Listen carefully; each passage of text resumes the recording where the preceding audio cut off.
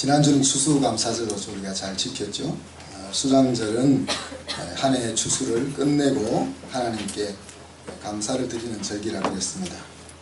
여러분은 무엇을 감사했습니까?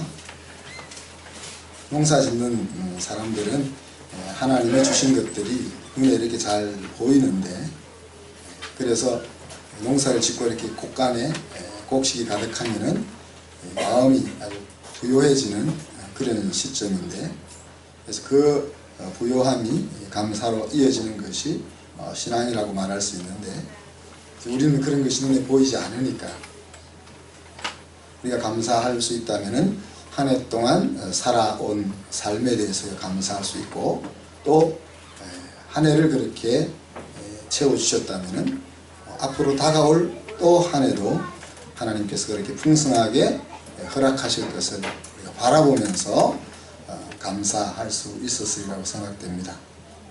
그래서 특별히 이 감사라는 것은 하나님이 내 인생의 주인이고 또 왕이라 하는 것을 표현하는 구체적인 믿음의 행동이 된다 그랬습니다.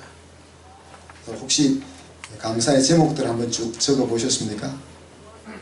지난주 설교 때도 말씀드렸습니다만은 그 감사의 제목들은 조금만 방향을 다르게 생각하면 불평과 원망의 제목들일 수 있습니다.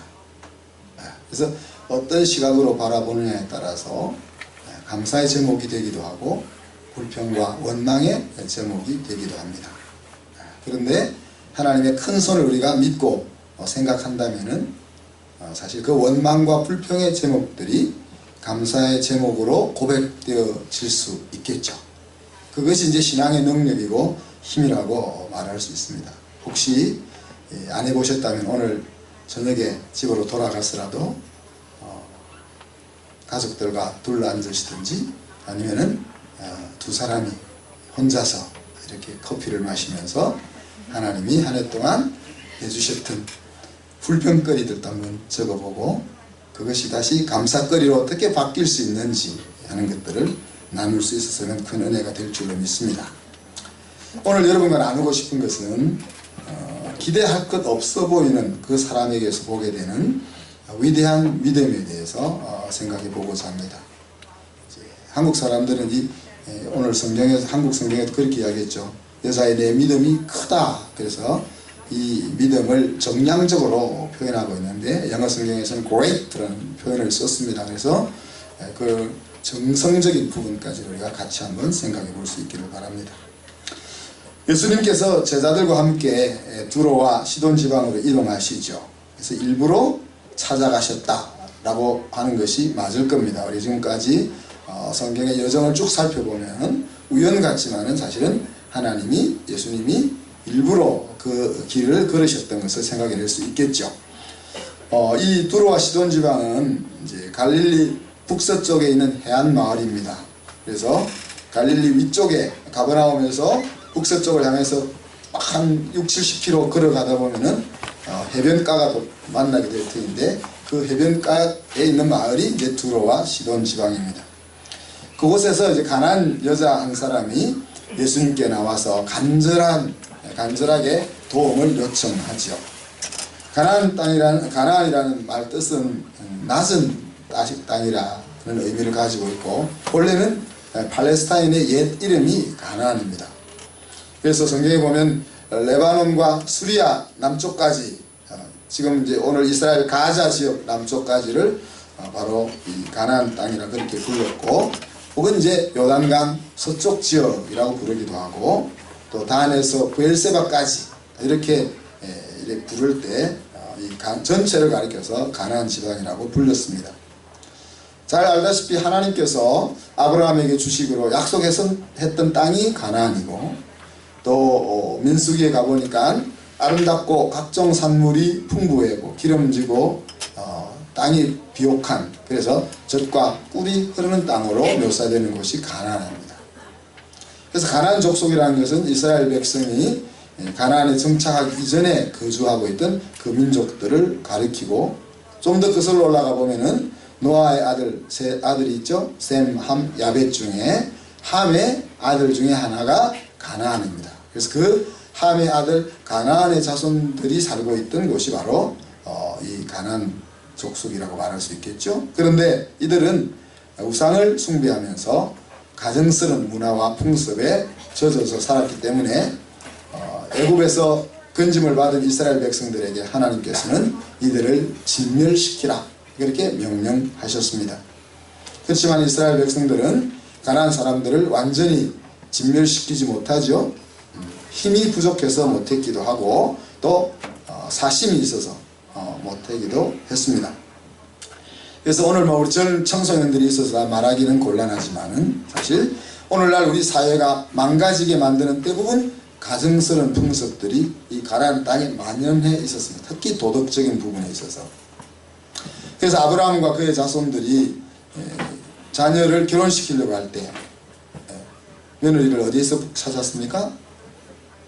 가나안 땅에서 안 찾고 가나안 땅에서 하나님이 약속하신 가나안 땅에 거주하고 살면서 자기 며느리를 찾을 때는 옛날 고향으로 보내서 아브라함이 이삭의 배우자를 구하려고 할 때 하란 땅으로 종을 보내잖아요. 또 이삭이 장자 에서가 가나안 여인 중에 한 사람을 아내로 맞이했을 때 엄마와 아빠의 근심이 되었다 하는 표현을 사용했습니다. 이처럼 가나안 족속들의 그 삶의 컬처라는 것이 아주 저속하고 도덕적으로 땅에 떨어져 있는 그런 사람들이었습니다. 그래서 두로와 시돈 지방, 그러니까 이스라엘 북쪽 변방, 이스라엘 끝에 있는 그 변방 지방이라는 것과 또 가나안 여인이라는 것을 생각해 보면은 이스라엘 사람들의 입장에서는 별로 상종하고 싶지 않은 그런 여인 하나가 오늘 등장하고 있다는 겁니다. 사랑하는 성도 여러분, 예수님께서 지금까지 우리가 쭉 살펴보니까 어떤 사람들을 찾아가셨죠? 세리와 창기와 같은 죄인을 찾아가 함께 하셨죠. 또 병자를 찾아가 치료하셨습니다. 또 안전뱅이와 눈먼 자들, 그런 사람들을 찾아가셔서 일으키시고 보게 하셨습니다.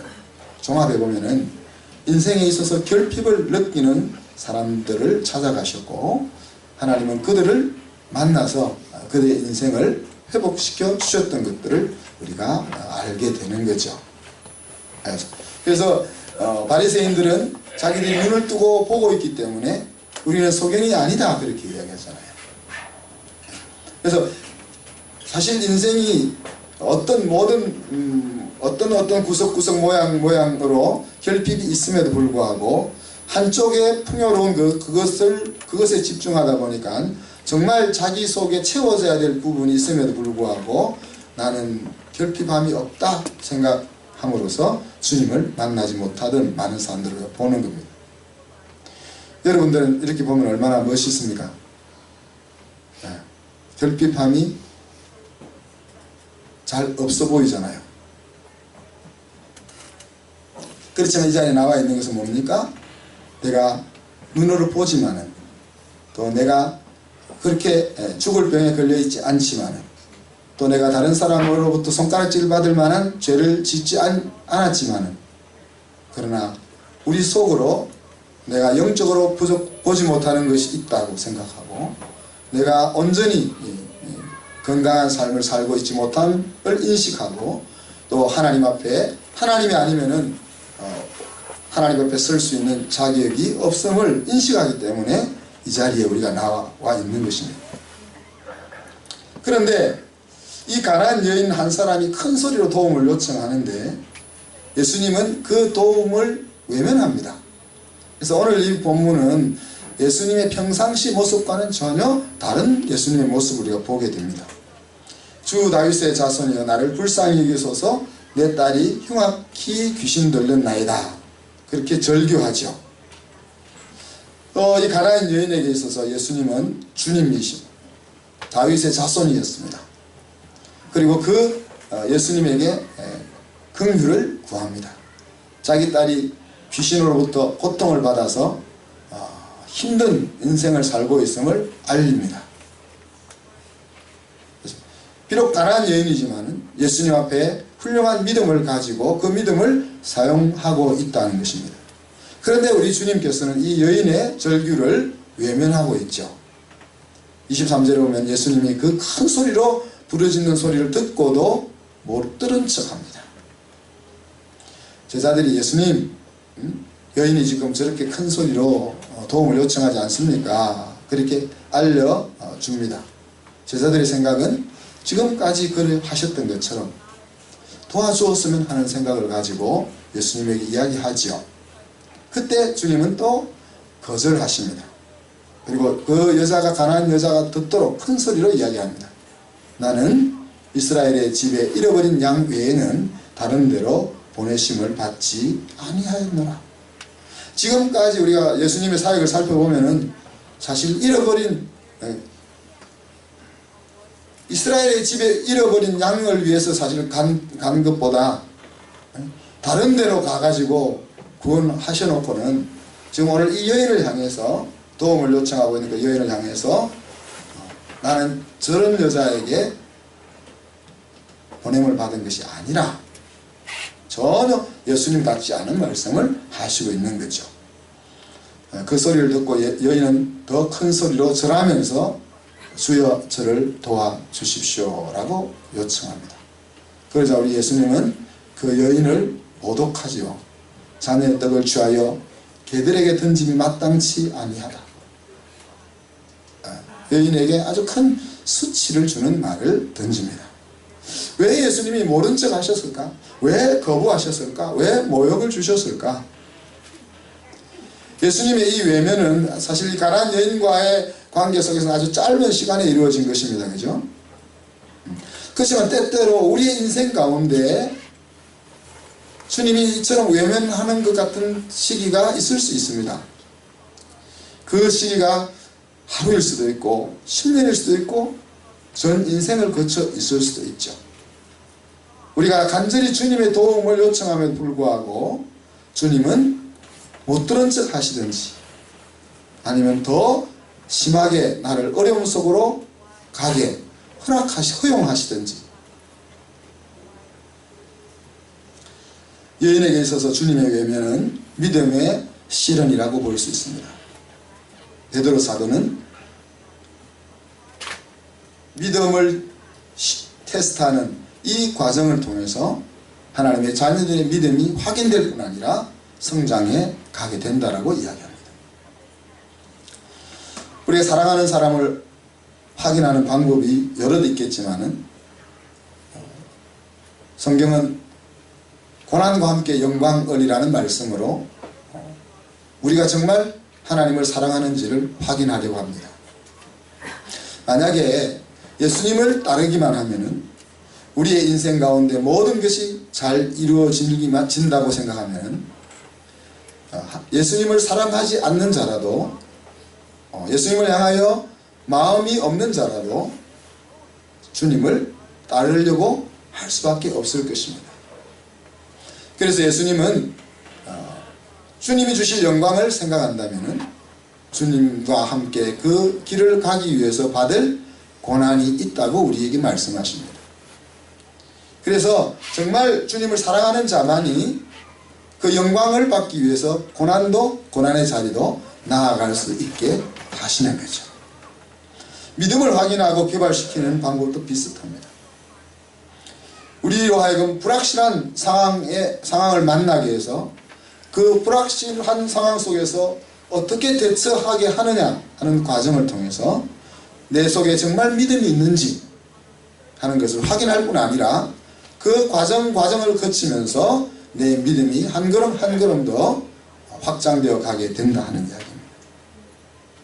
이해할 수 없는 상황들이 우리의 인생 가운데 일어나고 있고 허용되고 있다는 것은 바로 오늘 이 가난한 여인이 예수님과 만나서 겪었던 바로 믿음의 실현의 시간이라고 생각할 수 있는 것입니다. 이런 이제 자리를 마련하면서 우리 예수님의 마음과 가난한 여인의 마음은 어땠을까? 28절에 보면 여자가 이렇게 대답하지요. 옳소이다마는 개들도 제 주인의 상에서 떨어지는 부스러기를 먹습니다. 먹지 않습니까? 예수님이 말씀합니다. 여자여 내 믿음이 크도다. 내 소원대로 되리라. 여기서 믿음이 크다 할 때 너의 믿음이 위대하다, 그런 표현을 예수님이 쓰고 있죠. 믿음의 실현 장면에서 예수님의 마음은 인생의 아픔과 고통을 항상 먼저 찾아가시고 사실 마음 아파하시고 해결하여 새 삶을 찾아주셨던 그런 예수님께서 이 가난한 여인의 부르짖음에 굳이 외면하시면서 도발하실 때 그 심정이 어떠했느냐 하는 것들을 생각해 볼 수 있겠죠. 결국 예수님은 가난한 여인을 뭐라고 이야기합니까? 내 믿음이 위대하다, 그렇게 칭찬하시지 않습니까? 도대체 위대한 믿음이, 주님이 말씀하시는 이 위대한 믿음은 뭘까? 내 믿음이 크다 이렇게 이야기할 때 우리는 아까도 얘기했지만 정량적인 크기를 의미하기 쉽습니다. 그죠?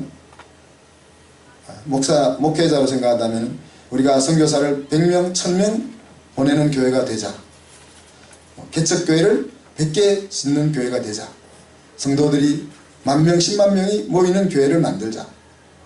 우리 성도들의 경영하는 기업이 이렇게 이런 정량적인 그런 개념으로 생각해 볼 수 있겠죠. 그러나 오늘 주님이 말씀하시는 내 믿음이 위대하다라는 말은 그런 의미가 아니라는 이야기입니다. 오늘 이 짧은 만남 속에서 우리는 어떤 위대함을 찾아볼 수 있습니까? 주님을 향한 신뢰가 환경이 어떠함에도 불구하고 약화되지 않고 있다는 사실입니다. 그가 주님에게 도움을 가지고 나아갔을 때 주님이 이렇게 나올지는 상상도 하지 못했을 것입니다. 왜? 이전에 주님이 하셨던 모습을 생각하며 나갔을 것입니다. 도와주시든지 아니면 적어도 위로는 해 주실 것이다 하는 생각을 가지고 나갔겠죠. 그런데 전혀 엉뚱한 그런 장면을 우리가 직면하게 되는 것입니다. 여러분, 이런 소리를 들으면은 내가 생각을 잘못했겠구나, 저분에 대한 내 생각이나 내 믿음이 잘못되었겠구나 하고 접을 수 있는 이야기입니다. 그죠? 그렇지만 이 여인은 자기의 환경의 변화에 대해 자기가 가지고 있던 하나님을 향한 신뢰를 접지 않고 계속 유지하고 있었던 것입니다. 그것이 오늘 이 여인이 가지고 있는 위대한 믿음의 한 부분이라고 말할 수 있겠죠. 또한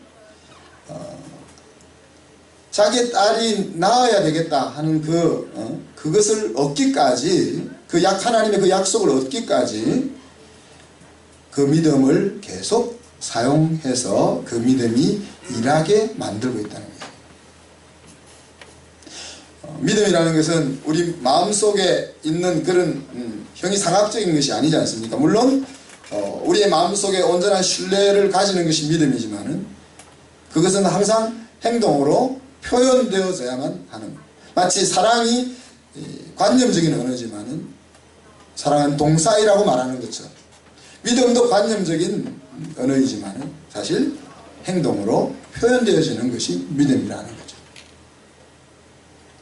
그래서 하나님의 약속을 붙잡기까지 여러 가지 환경이 변화됨에도 불구하고 자기 마음속에 있는 그 하나님을 향한 신뢰라는 생각들이 실제 자기의 상황 속에서 계속 워킹할 수 있도록 해나가는 것을 주님은 위대하다고 칭찬하고 있습니다. 또 한 가지는 하나님의 때까지 마음을 접지 않는 것입니다.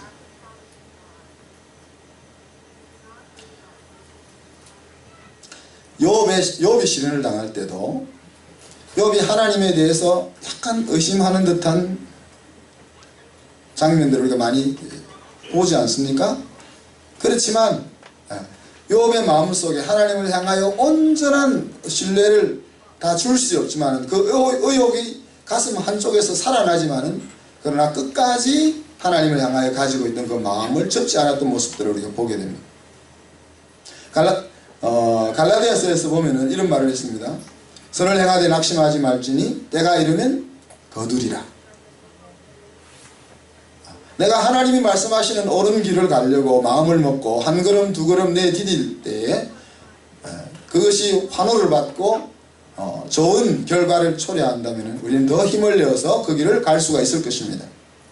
그러나 한 걸음 두 걸음 열 걸음 100걸음을 내디뎌도 열매는 보이지 않고 또 좋지 않은 그런 반응이 온다면은 그 내딛고 있는 발걸음을 지속하기가 쉽지 않다는 거예요. 그래서 적지 않는다. 마치 풀이 여름 가뭄에 시들어버리는 것처럼 우리의 발걸음이 그렇게 시들지 않고 계속 가기만 한다면은 하나님의 때가 될 때 열매를 얻게 된다는 이야기입니다. 그래서 우리의 마음속에 가지고 있던 그 출발점에 가지고 있던 그 마음을 하나님의 때까지 적지 않고 지속적으로 유지해내고 있는 그런 것을 위대하다고 말할 수 있을 것입니다. 사실 이 위대한 믿음이 나타나기까지 예수님의 마음은 가난한 여인보다 더 안타까웠으리라고 저는 생각합니다. 마치 우리 부모들이 자녀들을 바라볼 때 가졌던 마음과 같을 것입니다. 여인은 예수님께서 이렇게 나오시라고는 상상도 못했을 것이라고 했죠. 왜 이러실까? 정말 내가 사람을 잘못 봤나? 그러나 의욕 가운데서도 믿는 방향으로 마음을 먹고 행동하였습니다. 믿었던 예수님께서 외면하시고 모른 척하시고 또 심한 모멸감 주셨지만은 가난한 여인은 예수님에 대한 자신의 믿음을 지켜서 주님의 기대에 부응했다는 이야기입니다. 오늘 아침 우리는 주님이 칭찬하신 그 가난한 여인의 위대한 믿음을 보면서 어떻게 보면 제 삶에 믿음의 중요한 위치를 적용해 봅니다.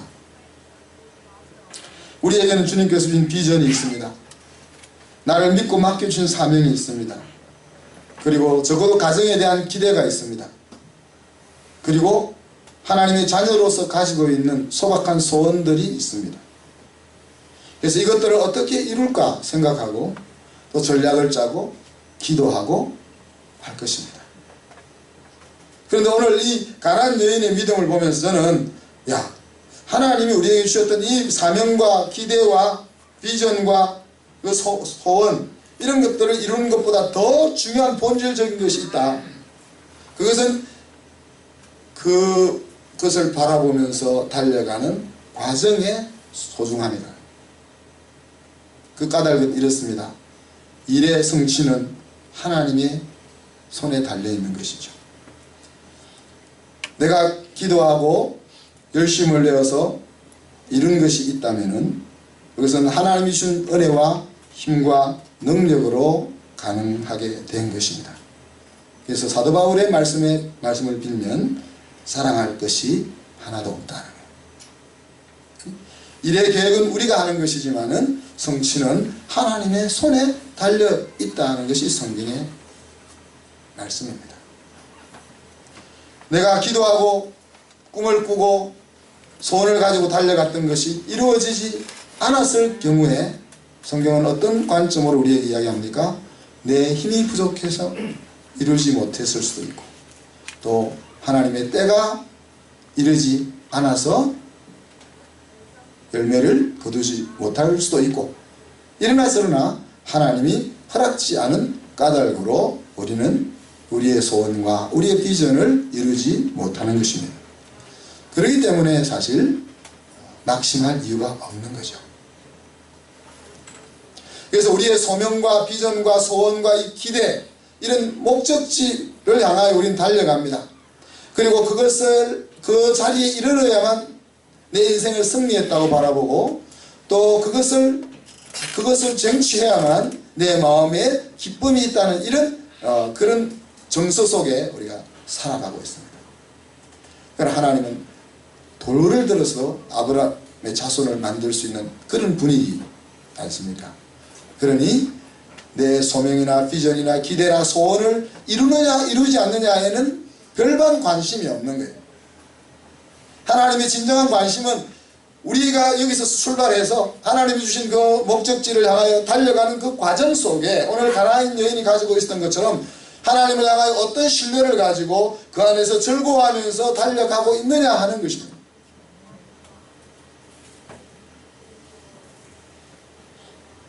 다르게 표현하면 믿음의 그 시련 기간 동안 내가 그리스도 안에서 얼마나 즐거워하면서 하나님이 나를 향하여 가지고 계신 그 계획을 신뢰하는 마음을 유지하면서 살아내느냐. 바로 그것이 인생의 승리고 하나님의 축복이고 기쁨이라. 그래서 더 이상 우리가 목표한 것을 얻어야만 내 인생에 승리가 있고 행복이 있고 이런 생각, 이런 정서에서 벗어나서 내가 부족하지만은 이것을 얻을 수 있는 것도 하나님의 은혜고 얻지 못하는 것도 하나님의 계획이라는 그 큰 생각을 가지고 이 과정을 끌어가는 상황 속에서 즐거워하고 기뻐하고 신뢰할 수 있는 그것이 우리의 믿음이었으면 한다. 바로 오늘 그것이 오늘 가나안 여인을 통해서 위대한 믿음이 무엇인지를 우리에게 보여주고자 하는 것입니다. 사랑하는 성도들, 믿음은 어디서 옵니까? 성령께서 우리에게 선물로 주셔야만 믿음이 주어진다 그랬습니다. 이것은 내가 할 수 없는 부분입니다. 여러분, 저와 여러분이 이 자리에 앉아있다는 것은 무슨 말입니까? 바로 하나님께서 성령으로 우리에게 은혜를 주셨다는 거예요. 그리고 믿음은 어디에서 온다 했습니까? 하나님의 말씀을 들으면서 온다고 했습니다. 내가 너를 얼마나 사랑하느냐, 내가 너의 인생을 위해서 어떤 계획을 가지고 있다라고 하시는 그 하나님의 말씀이 우리의 심령 속에 들려지면 들려질수록, 많이 들려지면 많이 들려질수록 우리의 믿음은 점점 더 확장되어 갈 것입니다. 그리고 또 한 가지 믿음은 어디에서 온다 했습니까? 하나님이 나를 위하여 하셨던 일들을 다시 한번 끄집어내어서 상기하고 기억하고 묵상할 때 불확실한 미래를 향하여 또 한 걸음 더 내디딜 수 있는 그런 믿음이 우리에게 온다 그랬습니다. 그리고 그 믿음의 영역을 내가 얼마나 넓히느냐 하는 그것이 바로 내가 이 땅을 살아가면서 하나님이 주신 인생을 얼마나 행복하게 살아내느냐 하는 그 폭이다. 그래서 저와 여러분은 어떤 지금 살고 있는 자리가 어떤 자리라고요? 믿음의 실현의 자리.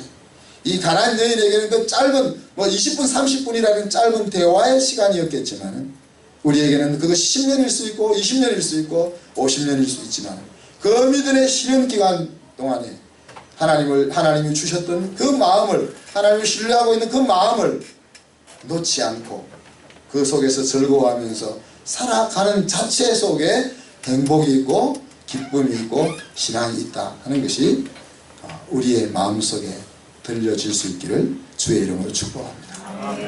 기도하겠습니다. 하나님 아버지, 사랑과 은혜를 감사합니다. 이스라엘 사람들의 눈으로는 아무것도 해줄 수 없는, 기대할 것 없을 것 같은 그 여인을 향하여 주님은 내 믿음이 위대하다라고 말씀하셨습니다. 사랑하는 주님, 오늘 목표가 이루어져야만 인생의 승리와 행복이 있다고 생각하는 이 문화 속에 살고 있는 우리들에게 주님, 우리의 인생은 승리할 수밖에 없는 인생이고 행복할 수밖에 없는 인생인 것을 받아들이면서 그 과정 속에서 우리가 어떻게 하나님을 향한 신뢰를 놓지 아니하고 우리 앞에 주어지는 그 환경의 변화와 이해할 수 없는 상황들을 앞에서 무릎을 꿇지 아니하고 마음이 녹아들지 아니하고 하나님의 손을 붙잡을 수 있는지를 우리가 생각합니다. 하나님, 그 은혜가 오늘 한숨교회 속해 있는 모든 성도들에게 임할 수 있도록 축복하여 주옵소서. 감사드리며 예수 그리스도 이름으로 기도하옵나이다. 아멘.